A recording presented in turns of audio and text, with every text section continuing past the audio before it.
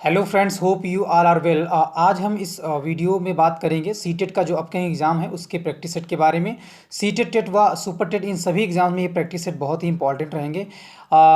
Basically जो focus रहेगा वो सीटेट एग्ज़ाम्स पे रहेगा, और जितने भी सीटेट सिलेबस संबंधित टॉपिक्स रहेंगे उन सभी के प्रैक्टिस सेटों को चैनल के जरिए सॉल्व करवाया जाएगा। तो आज का जो प्रैक्टिस टेस्ट सीरीज है वह हिंदी पेडागॉजी पे बेस्ड है। तो चलिए स्टार्ट करते हैं आज का जो प्रैक्टिस सेट है उसे। प्रश्न 1 कह रहा है कि भाषा शिक्षण की पद्धति नहीं है। ठीक है, शिक्षण की पद्धति नहीं है तो किसकी नहीं है? तो मॉन्टेसरी की नहीं है, या किंडरगार्टन की नहीं है, डायवार्ली की नहीं, या अभिक्रमित अनुदेशन की नहीं है। तो करेक्ट आंसर हो जाएगा हमारा ऑप्शन जो डी है, अभिक्रमित अनुदेशन जो है वो भाषा शिक्षण की पद्धति नहीं है। नेक्स्ट क्वेश्चन बढ़ते हैं। अगला क्वेश्चन कह रहा है कि प्रश्न 2 कह रहा है कि बालक की प्रारंभिक शिक्षा की उसकी मातृभाषा में दी जाए यह मानना है। ठीक है, बालक की जो प्रारंभिक शिक्षा होती है उसकी जो बालक की जो मातृभाषा है होती है उसमें दी जाए, यह कौन मानता है, यह मानना किसका है?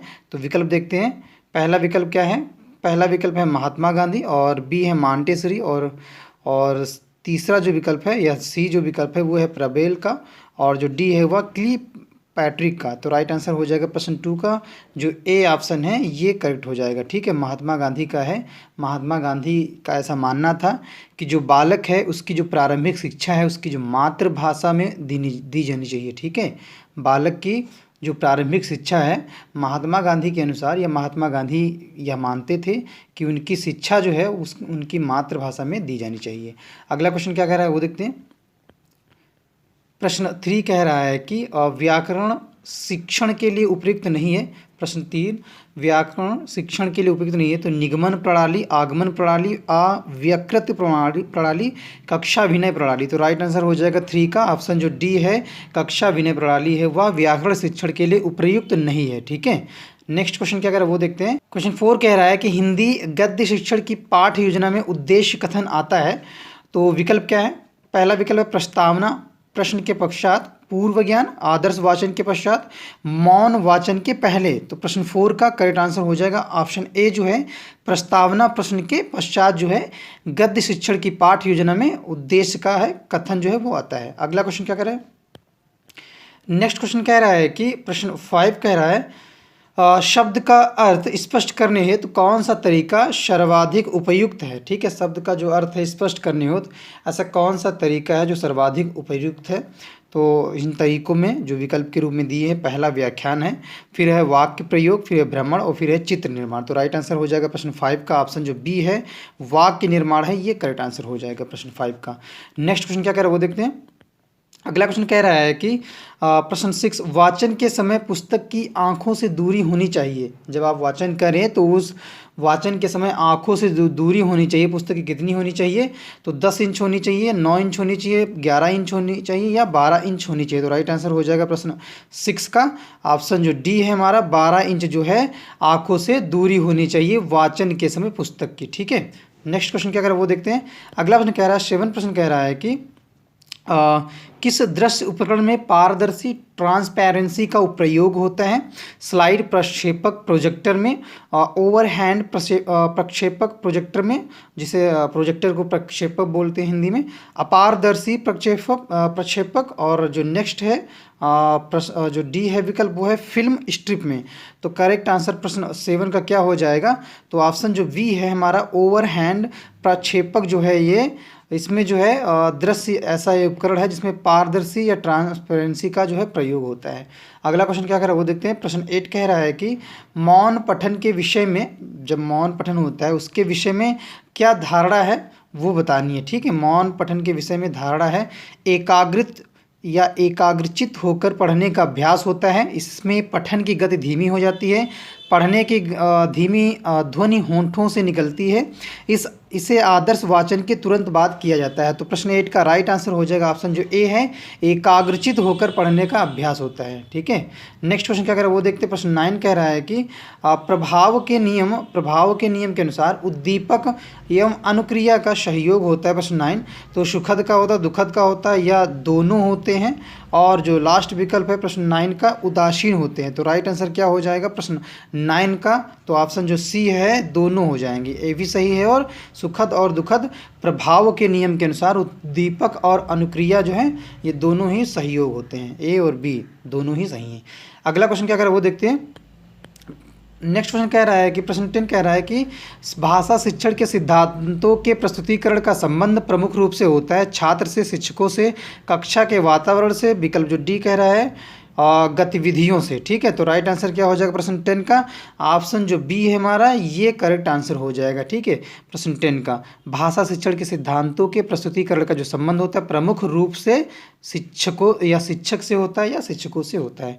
नेक्स्ट क्वेश्चन क्या कह रहा है वो देखते हैं। अगला प्रश्न कह रहा है, प्रश्न 11 कह रहा है कि भाषा शिक्षण के चुनाव की जाने वाली शिक्षण विधि किस पर आधारित होनी चाहिए, बाल केंद्रीकरण पर, शिक्षक केंद्रीकरण पर, प्रयोग पर, और जो इसी में विकल्प दिया है हमारा फोर्थ या डी तो वो दिया है गतिविधियों पर। तो करेक्ट आंसर प्रश्न 11 का क्या हो जाएगा, तो 11 प्रश्न का ऑप्शन जो एक है या ए जो ऑप्शन है ये राइट हो जाएगा। ठीक है, बाल केंद्रीयकरण पर। ठीक है, ए या एक जो है वो विकल्प राइट है।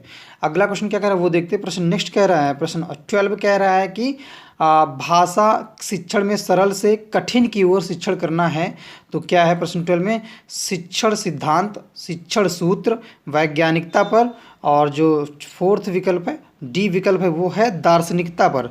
तो करेक्ट आंसर क्या हो जाएगा प्रश्न 12 का, तो राइट आंसर हो जाएगा ऑप्शन जो बी है, शिक्षण सूत्र जो है भाषा शिक्षण में सरल से कठिन की ओर शिक्षण करना है। ठीक है, शिक्षण सूत्र। नेक्स्ट क्वेश्चन देखते हैं, प्रश्न 13 क्या कह रहा है वो देखते हैं। 13 प्रश्न कह रहा है कि शिक्षक द्वारा सामान्य रूप से बालक में किस भाषा कौशल का जो है किस भाषा कौशल का विकास किया जाता है, श्रवण का, वाचन का, पठन का या लेखन का। तो करेक्ट आंसर हो जाएगा प्रश्न 13 का ऑप्शन जो ए है हमारा, प्रश्न 13 में जो ए है ये राइट हो जाएगा, श्रवण का। ठीक है, नेक्स्ट क्वेश्चन की तरफ बढ़ते हैं। अगला क्वेश्चन क्या कह रहा है वो देखते हैं। नेक्स्ट प्रश्न कह रहा है, प्रश्न 14 कह रहा है कि श्रवण कौशल के छात्रों द्वारा अधिगम उपकरण रूप में प्रयोग किया जाता है कहानी, कविता एवं निबंध शिक्षण संबंधी नियमों को सुनकर, और बी है एक दूसरे को सुनकर, और सी है एक दूसरे से बोलकर, और फिर जो लास्ट विकल्प है जो डी है एक और दोनों, मतलब कि ए और बी जो सी हैं ये भी सही है ये भी सही है जो डी विकल्प कह रहा है। तो करेक्ट आंसर क्या हो जाएगा इस प्रश्न में, प्रश्न नंबर 14 में, तो करेक्ट आंसर हो जाएगा हमारा जो विकल्प डी है, प्रश्न 14 में जो विकल्प डी है ये राइट हो जाएगा। कहने का मतलब है कि जो कहानी, कविता एवं निबंध शिक्षण संबंधी नियमों को सुनकर और एक दूसरे को सुनकर। ठीक है, ये दोनों ही ऑप्शन जो है राइट होंगे। इस दृष्टि से विकल्प जो डी है वो राइट आंसर हो जाएगा प्रश्न 14 का। नेक्स्ट प्रश्न पढ़ते हैं। अगला प्रश्न क्या कर रहा है वो देखते हैं। कह रहा है कि प्रश्न 15 कह रहा है कि भाषा के अन्य विषयों से संबंधित कार्य है, अन्य विषयों के शिक्षण का माध्यम, अन्य विषयों के प्रस्तुतिकरण का माध्यम, एक एवं दोनों ही, या ए और बी दोनों ही कह रहा है, सी जो विकल्प है हमारा, और या डी जो है प्रयोग के माध्यम से। तो राइट आंसर क्या हो जाएगा प्रश्न 15 का, तो ऑप्शन सी जो है ये करेक्ट हो जाएगा, ये भी सही होगा और ये भी सही होगा। ठीक है, भाषा के अन्य विषयों से संबंधित जो कार्य हैं ये ए है और बी दोनों ही हैं, तो इस दृष्टि से विकल्प जो सी है वो राइट हो जाएगा। नेक्स्ट क्वेश्चन क्या कह रहा है वो देखते हैं। अगला क्वेश्चन कह रहा है कि प्रश्न 16 कह रहा है कि प्राथमिक स्तर पर कौन सी गतिविधि बच्चों की मौखिक अभिव्यक्ति के विकास में सबसे कम जो है प्रभावी है, घटना वर्णन करना, कहानी को शब्द से दोहराना, और कहानी को अपनी भाषा में कहना, और चित्र को देखकर जो है कहानी लिखवाना। तो राइट आंसर हो जाएगा 16% का जो ऑप्शन बी है ये करेक्ट हो जाएगा। ठीक है, बी जो ऑप्शन है ये राइट हो जाएगा, कहानी को शब्द से दोहराना। अगला क्वेश्चन क्या कह रहा है वो देखते हैं। नेक्स्ट 17 क्वेश्चन कह रहा है कि मुहावरे और लोकोक्तियाँ का प्रयोग किस संदर्भ में कौन सा कथन उचित है, या भाषा का अनिवार्य हिस्सा है, या भाषा प्रयोग को प्रभावी बनाते हैं, या भाषा को नियंत्रित करते हैं, या जो लास्ट विकल्प है भाषा का अलंकरण इनका जो है कार्य होता है। तो राइट आंसर क्या हो जाएगा 17 का ऑप्शन या विकल्प जो बी है हमारा ये राइट हो जाएगा, या भाषा प्रयोग को जो है मुहावरे और लोकोक्तियाँ जो हैं ये प्रभावी बनाते हैं। ठीक है, प्रश्न 17 का राइट ऑप्शन बी हो जाएगा। अगला क्वेश्चन क्या कह रहा है वो देखते हैं। प्रश्न 18 कह रहा है कि नीता ने सभी बच्चों को एक अनुच्छेद दिया जिसमें प्रत्येक 5वीं शब्द की जगह रिक्त स्थान था जिसे बच्चों को भरना था। नीता ने किसका जो है प्रयोग किया। ठीक है, नीता ने जो है किस चीज़ का प्रयोग किया, पठन परीक्षण का प्रयोग किया, लेखन परीक्षण का प्रयोग किया, या व्याकरण परीक्षण का प्रयोग किया, या जो विकल्प डी है क्लोज परीक्षण का प्रयोग किया। तो राइट आंसर क्या हो जाएगा इस प्रश्न का? जो राइट आंसर हो जाएगा ऑप्शन जो हमारा डी है, क्लोज जो परीक्षण है इस प्रश्न का, क्लोज जो परीक्षण है नीता ने जो है उसका प्रयोग किया। ठीक है, किसका? क्लोज परीक्षण का। तो 18% का ऑप्शन जो डी है वो राइट हो जाएगा। नेक्स्ट क्वेश्चन क्या कह रहा है वो देखते हैं। अगला प्रश्न कह रहा है, प्रश्न 19 कह रहा है, 19 प्रश्न कह रहा है कि बच्चों में और की माध्यम से लेखन कौशल का विकास किया जा सकता है। तो क्या है? रेखांकन, चित्रांकन लिपि चिन्हों, रेखांकन और लिपि चिन्हों, या लिपि चिन्हों और अक्षर बनावटों।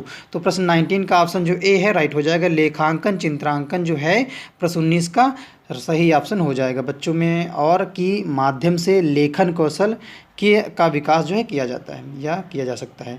अगला प्रश्न क्या कह रहा है वो देखते हैं। नेक्स्ट क्वेश्चन कह रहा है प्रश्न 20, सुनीता अवसर शाह को सा बोलती है। सुनीता की भाषा शिक्षिका के रूप में आप इस स्थिति के बारे में क्या कहेंगे?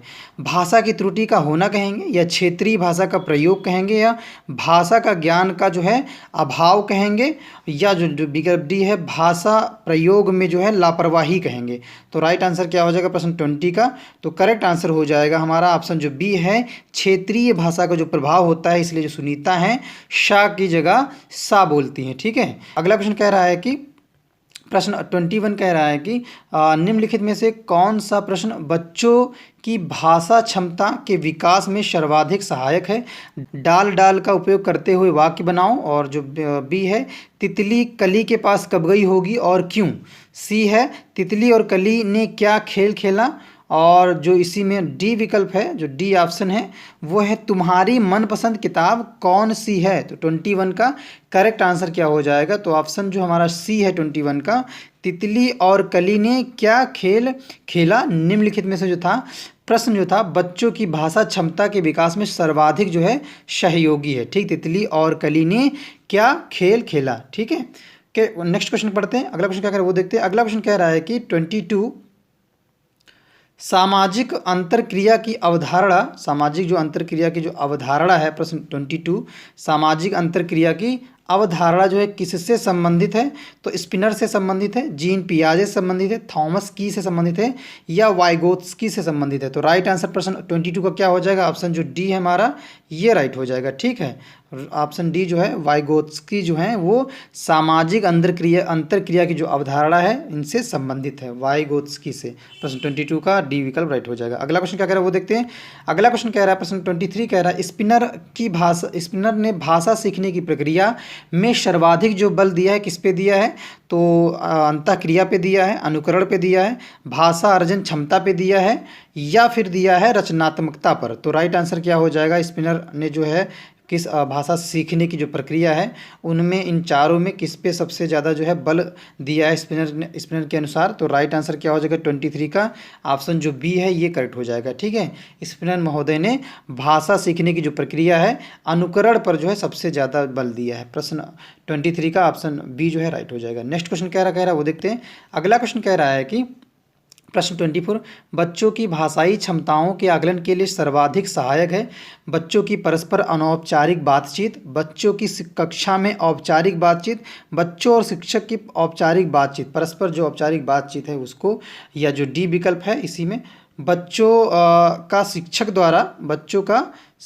द्वारा प्रदत्त अभ्यास कार्य करना। ठीक है, जो डी विकल्प था। तो राइट आंसर क्या हो जाएगा प्रश्न 24 का? तो विकल्प जो ए है हमारा ये करेक्ट हो जाएगा। बच्चों की परस्पर अनौपचारिक जो बातचीत है बच्चों की भाषाई क्षमताओं के आकलन के लिए सर्वाधिक उपयुक्त है। अगला क्वेश्चन क्या कह रहे हैं?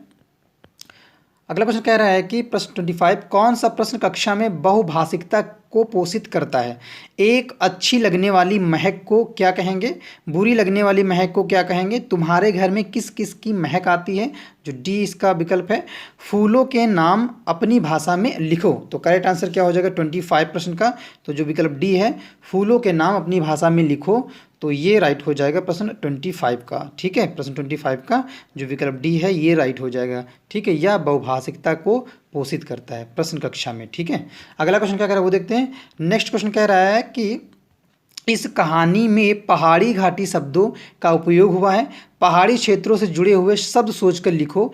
यह अभ्यास प्रश्न किसकी या किसका उदाहरण है? प्रश्न 26 कह रहा है। तो संदर्भ में व्याकरण, शब्द भंडार में विकास, शब्दकोश में विकास, या जो 26 का जो डी विकल्प है पर्यायवाची शब्दों से परिचय। तो राइट आंसर 26 का क्या हो जाएगा हमारा? तो करेक्ट आंसर हो जाएगा संदर्भ में व्याकरण जो है ये राइट आंसर हो जाएगा। ठीक, ऑप्शन ए 26 का राइट आंसर होगा। अगला क्वेश्चन क्या कह रहा है? कह रहा है कि 27 शिक्षण प्रक्रिया को रुचिकर बनाने में शिक्षण सामग्री सहायक होती है। तो ऑडियो वीडियो, वैविध्यपूर्ण और वीडियो परक, और फिर है जो डी है पत्र पत्रिकाएं। तो करेक्ट आंसर क्या हो जाएगा हमारा? तो राइट आंसर हो जाएगा 27 जो है उसका बी जो विकल्प है ये राइट हो जाएगा। ठीक है, वैविध्यपूर्ण जो है शिक्षण प्रक्रिया को रुचिकर बनाने में शिक्षण सामग्री जो है सहायक होती है, वैविध्यपूर्ण। अगला क्वेश्चन क्या कह रहा है वो देखते हैं। नेक्स्ट क्वेश्चन कह रहा है कि 28 प्राथमिक स्तर पर भाषा, 28 संतों के विकास देश है, संतों का विकास देश है और साहित्य है। तो साधन साध्य, साध्य उद्देश्य, साध्य साधन, और जो डी विकल्प है वो है उद्देश्य साधन। तो राइट आंसर 28 का क्या हो जाएगा? तो ऑप्शन जो सी है साध्य और जो साधन है। प्राथमिक स्तर पर भाषा ही संतों का विकास देश है और साहित्य है। इस दृष्टि से विकल्प जो सी है ये राइट आंसर हो जाएगा 28 का, प्राथमिक स्तर पर। ठीक है, नेक्स्ट क्वेश्चन क्या कह रहा है वो देखते हैं। अगला प्रश्न कह रहा है कि 29 प्राथमिक स्तर पर कौन सा भाषा शिक्षण का उद्देश्य नहीं है? भाषा शिक्षण का उद्देश्य जो नहीं वो बताना है। तो अपने द्वारा कही गई बात को तार्किक पुष्टि करना, फिर है भाषा का सृजन एवं कल्पनाशील प्रयोग करना, रचनाओं के माध्यम से विभिन्न विषयों से जुड़ना, भाषा संबंधी व्याकरण को पूर्णतः कंठस्थ करना। तो 29 का जो करेक्ट आंसर क्या होगा? ऑप्शन जो डी है ये राइट हो जाएगा। ठीक है, भाषा संबंधी व्याकरण को पूर्णतः कंठस्थ करना प्राथमिक स्तर पर जो है भाषा शिक्षण का उद्देश्य नहीं है। ठीक है, लेकिन विकल्प डी सही है। नेक्स्ट क्वेश्चन क्या कह रहा है वो देखते हैं। अगला 30% कह रहा है कि कक्षा में भाषा, फिर स्पेस दिया है के प्रति, फिर स्पेस दिया है बनकर उनका उपयोग भाषा शिक्षण में करना चाहिए। विकल्प क्या है? विविधता विद्वान, फिर विविधता संवेदनशीलता या संवेदनशील, और फिर है इसी में जो सी और डी विकल्प हैं वो है एक रूपता संवेदनशीलता, और जो डी है संवेदनशील कठोर। संख्या 30 का सही विकल्प क्या हो जाएगा? तो विकल्प जो बी है हमारा ये राइट हो जाएगा। विविधता संवेदनशीलता इन जगह पे भरा जाएगा। ठीक, विविधता यहाँ और संवेदनशीलता यहाँ पे भरा जाएगा। कक्षा में भाषा की विविधता के प्रति संवेदनशील बनकर उनका उपयोग भाषा शिक्षण में करना चाहिए। ठीक है, ऑप्शन जो बी है प्रश्न 30 का राइट आंसर हो जाएगा। ओके फ्रेंड्स, तो इसी लास्ट क्वेश्चन के साथ आज का हिंदी पेडागोजी का प्रैक्टिस सेट था जो बेसिकली सीटेट और टेट के आने वाले एग्जाम से रिलेटेड था, वह समाप्त होता है। और इस प्रैक्टिस सेट में ऐसे प्रश्नों को शामिल किया गया है जो परीक्षा की दृष्टि से बहुत ही महत्वपूर्ण है। कुछ ऐसे प्रश्न भी हैं जो बार बार सीटेट और टेट के एग्जाम्स जो हैं उन्हें पूछे जाते हैं, इसलिए इन प्रैक्टिस सेटों को आप बार बार देखें और खुद से भी जो है प्रैक्टिस करें। और यदि आप चैनल पे पहली बार विजिट कर रहे हैं और हमारी वीडियोस को पहली बार देख रहे हैं और चैनल को अभी तक सब्सक्राइब नहीं किया है तो चैनल को सब्सक्राइब जरूर करें और बेल आइकन को दबाना बिल्कुल भी ना भूलें, जिससे हमारे द्वारा बनाई गई लेटेस्ट वीडियो की अपडेट आप तक सबसे पहले और आसानी से पहुँच सके। तो मिलते हैं नेक्स्ट वीडियो में। Thank you so much guys.